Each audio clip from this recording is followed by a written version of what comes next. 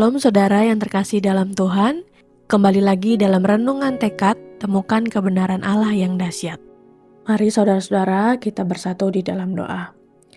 Bapa yang baik, kami bersyukur karena kasih-Mu selalu menyertai hidup kami. Di awal saat teduh ini, kami mau menyerahkan hati dan pikiran kami hanya kepadamu. Tolong kami Tuhan agar kami bisa fokus dan menikmati hadirat-Mu. Sekiranya kami ketika membaca firman-Mu pada hari ini boleh menjadi pelita dan penghiburan bagi kami. Bentuk kami Tuhan untuk semakin serupa dengan kehendak-Mu dan tuntun langkah kami sepanjang hari ini. Hanya di dalam nama Tuhan Yesus kami berdoa, amin. Renungan pada pagi hari ini terambil di dalam Imamat 3 ayat yang ke-16. Firman Tuhan berkata, imam harus membakar semuanya itu di atas mezbah sebagai santapan berupa korban api-apian, menjadi bau yang menyenangkan. Segala lemak adalah kepunyaan Tuhan.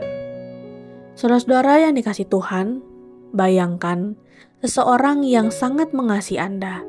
Ketika ia memberi sesuatu, ia tidak memberikan yang rusak atau tersisa, melainkan yang paling berharga yang ia miliki.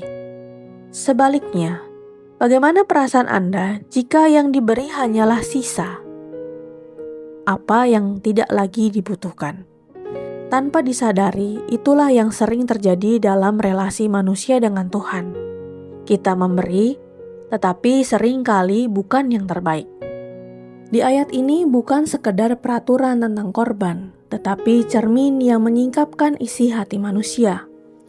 Lemak adalah bagian terbaik yang tersembunyi. Tidak selalu terlihat dari luar, tetapi bernilai tinggi di hadapan Tuhan. Disinilah letak kedalaman firman ini. Tuhan bukan hanya melihat apa yang kita berikan, tetapi bagian terdalam dari diri kita. Seringkali kita mampu terlihat rohani di permukaan, melayani, hadir dalam ibadah, bahkan memberi. Namun pertanyaannya bukan sekedar apa yang diberikan, melainkan bagian mana yang kita berikan. Apakah Tuhan menerima pusat hati kita atau hanya lapisan luarnya saja? Ketika Tuhan berkata bahwa semua lemak adalah miliknya, Ia sedang menuntut haknya atas inti kehidupan kita. Kasih yang paling dalam, keinginan yang paling kuat, dan prioritas yang paling utama. Ini berbicara tentang penyerahan yang tidak terbagi, sebab hati yang terbagi tidak pernah benar-benar bersekutu dengan Tuhan. Lebih dalam lagi, ayat ini membawa kita pada sebuah konfrontasi rohani. Apa yang sebenarnya kita simpan untuk diri sendiri, apakah itu ambisi, kenyamanan, kendali, atau mungkin dosa yang tersembunyi. Itulah lemak yang sering kita tahan, yang seharusnya menjadi milik Tuhan. Namun Injil menyatakan bahwa Allah tidak hanya menuntut, Ia juga memberi. Ia telah memberikan yang paling berharga melalui Kristus di kayu salib, sebab tidak ada yang ditahan. Kasih yang total itu mengundang respons yang total pula. Hari ini Tuhan tidak mencari kesempurnaan, tetapi keutuhan hati. Serahkan bukan hanya apa yang terlihat, tetapi apa yang terdalam.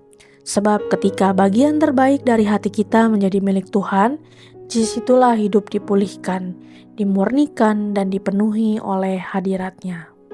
Mari kita tutup di dalam doa. Tuhan Yesus yang baik, terima kasih untuk firman-Mu hari ini yang mengingatkan kami bahwa Engkau tidak hanya melihat apa yang kami berikan, tetapi juga hati yang terdalam.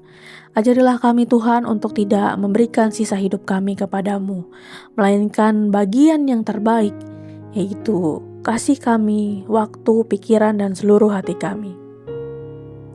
Mampukan kami untuk hidup Tuhan dengan penyerahan yang sungguh-sungguh kepadamu. Tuhan, kami seringkali sadar ketika hati kami terbagi oleh keinginan dan kekhawatiran dunia. Karena itu sucikan dan pulihkanlah hati kami, supaya boleh semakin melekat kepadamu. Biarlah kasih-Mu yang sempurna melalui Kristus memenuhi hidup kami, sehingga kami dapat hidup menyenangkan hati Tuhan setiap hari. Di dalam nama Tuhan Yesus kami berdoa, amin.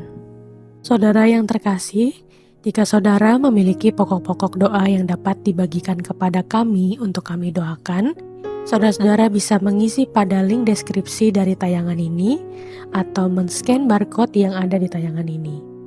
Kami akan mendukung di dalam doa untuk setiap pokok-pokok doa yang ada. Dan jika saudara-saudara diberkati melalui kebenaran firman Tuhan hari ini, silahkan bisa dibagikan tayangan ini kepada siapapun yang saudara rindu untuk mendengarkannya. Selamat melakukan firman Tuhan yang dahsyat. Tuhan Yesus memberkati.